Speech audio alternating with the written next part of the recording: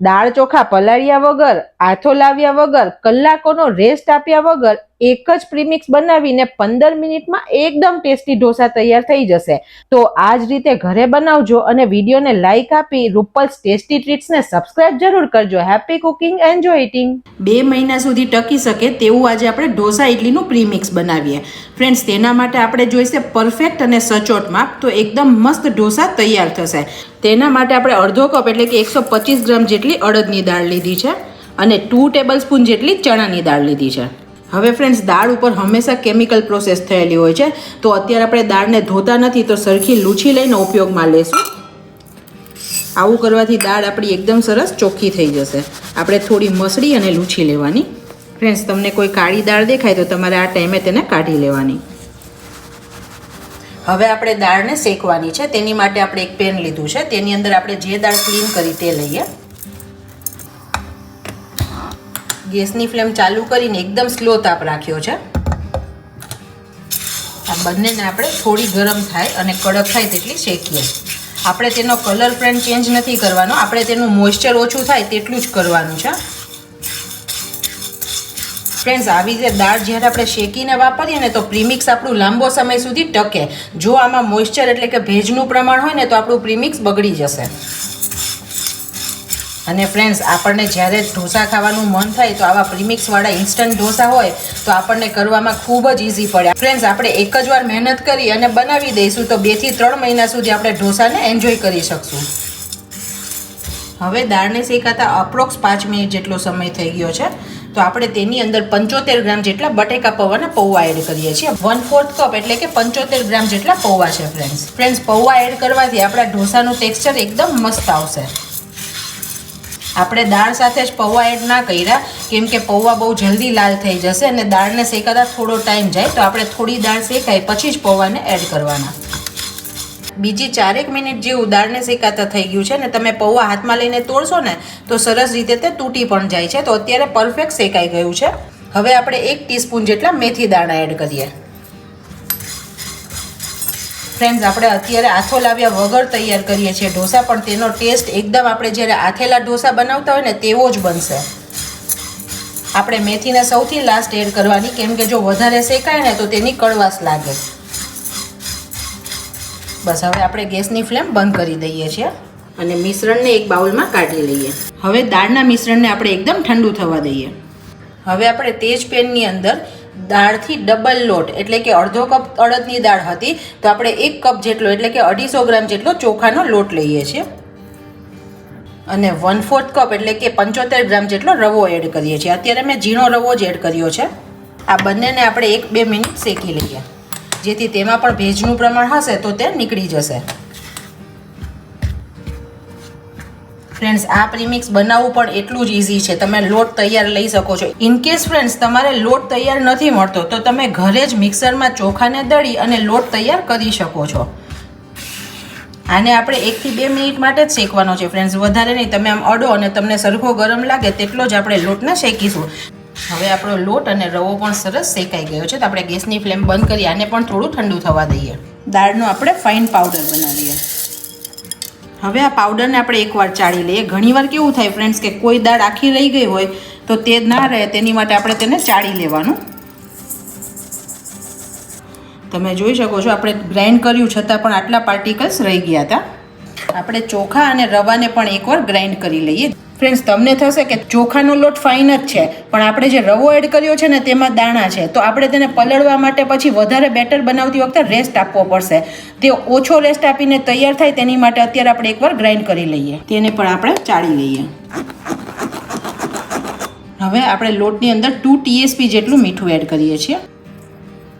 હવે ઢોસામાં કલર સરસ આવે તેની માટે 1 TSP જેટલી દળેલી ખાંડ એડ કરીએ છીએ, જે બુરું ખાંડ હોય તે છે.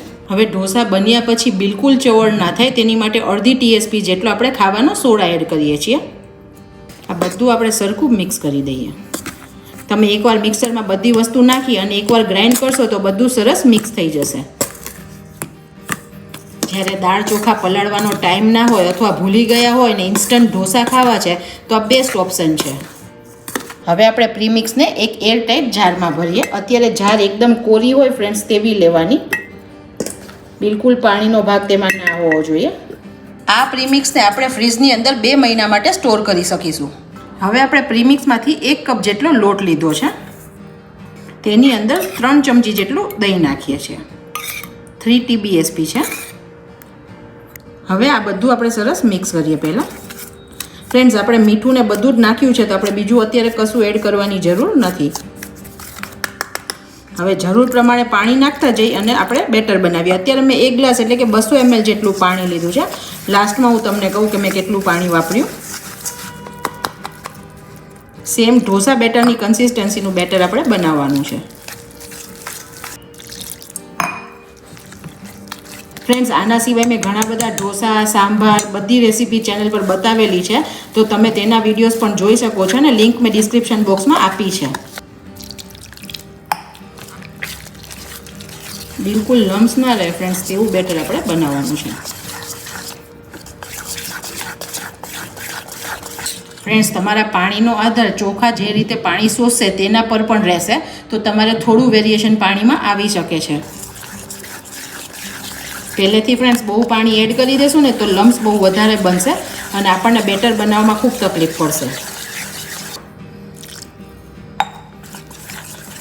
હજી તમે જુઓ, મેં આખો ગ્લાસ પાણી વાપર્યું એટલે કે 200 ml પાણી વાપર્યું, પણ હજી આપણું બેટર ઘણું થીક છે, તો હજુ આપણે બીજું પાણી થોડું એડ કરીએ. અત્યારે તમે જોઈ શકો છો સરસ પોલિંગ કન્સિસ્ટન્સી વાળું બેટર થઈ ગયું છે. અત્યારે આ પરફેક્ટ છે. આપણે 1 ગ્લાસ એટલે કે 200 ml ઉપર 3 થી 4 ચમચી જેટલું ફરીથી પાણી એડ કર્યું હતું. ફ્રેન્ડ્સ, હજુ આપણે આ બેટરને 10 મિનિટ રેસ્ટ આપીશું, તો સોજી છે તે ફરીથી પાણી શોષશે અને બીજું પણ આપણે થોડું પાણી નાખીને કન્સિસ્ટન્સી સેટ કરીશું. અત્યારે આપણે આને 10 મિનિટનો રેસ્ટ આપીએ. હવે 10 મિનિટના રેસ્ટ પછી આપણે ચેક કરીએ. જે પણ થોડા લમ્સ દેખાતા હોય ફ્રેન્ડ્સ, તેને આવી રીતે ચમચાથી સરખા દબાવી દેવાના. તમે જોઈ શકો છો હજુ બેટર થોડું આપણું થીક છે, તો આપણે 2 ચમચી જેટલું પાણી એડ કરીએ. ફ્રેન્ડ્સ, ઢોસાનું બેટર એકદમ પતલું હશે ને તો ઢોસા ચવડ થઈ જશે, અને જો થોડું થીક હશે ને તો ખાતી વખતે બહુ જાડા લાગશે. તો આપણે પરફેક્ટ કન્સિસ્ટન્સી રાખીશું. તમે જુઓ, પડે છે એકદમ પોરિંગ કન્સિસ્ટન્સીમાં, સીધું બેટર આપણું અંદર જતું રહે છે. તો અત્યારે આ પરફેક્ટ છે. હવે આપણે એક નોનસ્ટિક તવો લીધો છે. ગેસની ફ્લેમ અત્યારે મીડિયમ રાખી છે. પહેલાં આપણે તવાને સરખો ગરમ થવા દઈએ. ફ્રેન્ડ્સ, હવે આવે છે એકદમ સિક્રેટ વસ્તુ, જેનાથી આપણા ઢોસા એકદમ મસ્ત બને. ઘણીવાર કેવું થાય છે કે આપણે ઢોસા જ્યારે પાથરીએ છીએ ને ત્યારે ચમચા જોડે જ બેટર ઉપર આવે છે અને સરખા પથરાતા નથી. તેનું કારણ એ છે કે લોઢીનું ટેમ્પરેચર. ઢોસો બનાવવા માટે લોઢીનું ટેમ્પરેચર ખૂબ જરૂરી છે. હું તમને આગળ બતાવું કે આપણે કેવી રીતે ઢોસાને બનાવીએ છીએ. હવે આપણી લોઢી સરસ તપી ગઈ છે, તો આપણે જો આમાં સીધું તેલ નાખીને જો બેટર નાખશું ને તો આપણો ઢોસો પથરાશે નહીં. તો પહેલાં આપણે લોઢીનું ટેમ્પરેચર થોડું ડાઉન કરશું. આપણે હાથમાં આવી રીતે પાણી લઈને થોડું છાંટવાનું. આવું કરવાથી લોઢીનું ટેમ્પરેચર ડાઉન થઈ જશે અને પછી તેને કોઈ પણ કપડાં કે ટીશ્યુથી લૂછી લેવાનું. હવે આપણે લોઢીને તેલથી થોડી ગ્રીસ કરીએ. 2-3 ટીપા જેટલું તેલ લઈ ટીશ્યુ કે કોઈ પણ કપડું લઈને આખી લોઢીમાં સરસ ફેરવી દેવાનું.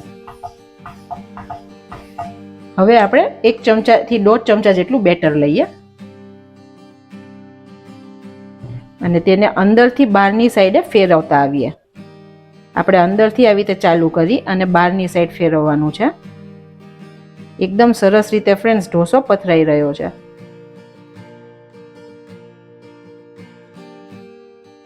હવે ફ્રેન્ડ્સ, બીજી ઇમ્પોર્ટન્ટ વાત કે ઉપરની સરફેસ થોડી કોરી થાય એટલે કે ડ્રાય થાય પછી જ આપણે બટર કે તેલ એડ કરવાનું.